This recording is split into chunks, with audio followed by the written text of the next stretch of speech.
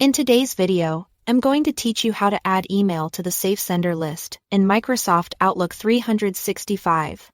By the end, you'll know exactly how to keep important emails out of the junk folder, both in the classic Outlook desktop app and in Outlook on the web. Adding a sender or an entire domain to your safe list tells Outlook these messages are trusted. Don't treat them as spam. Use a full email address when you only trust a specific contact or a domain. Like fayexample.com, when you want to allow every sender from that organization. Let's start in the classic Outlook desktop app. Open Outlook and go to the Home tab. At the top, look for the Delete group and click Junk. From that menu, choose Junk Email Options. A window opens with several tabs. Select the Safe Senders tab. This is where you control who Outlook will always allow. Click Add.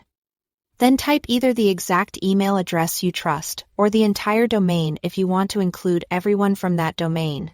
Double check for typos here, because a misspelled entry won't protect the messages you expect. When you are done, click OK to confirm the entry, and then click Apply to make sure the change is saved. You can close the window after that. If you are deciding between a single address and a domain, remember that domains are broader. Only use them when you are confident about everything that comes from that source. Now, let's do the same in Outlook on the web. Open Outlook in your browser and sign in if needed. In the top right corner, click the Settings gear icon. In the Settings pane, select Mail, then choose Junk Email. Under Safe Senders and Domains, click the plus sign to add a new entry. Type the email address or the domain you want to trust, just like you did on the desktop.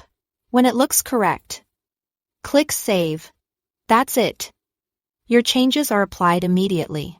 If you need to add more than one, simply repeat the add and save steps for each entry. Keep in mind that adding a domain allows all senders from that domain, so only add domains you genuinely trust. A quick tip: consistency helps.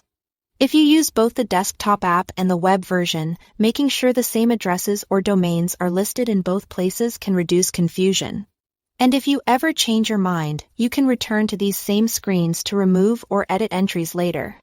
That's all you need to prevent trusted messages from being routed to junk. Thanks for watching.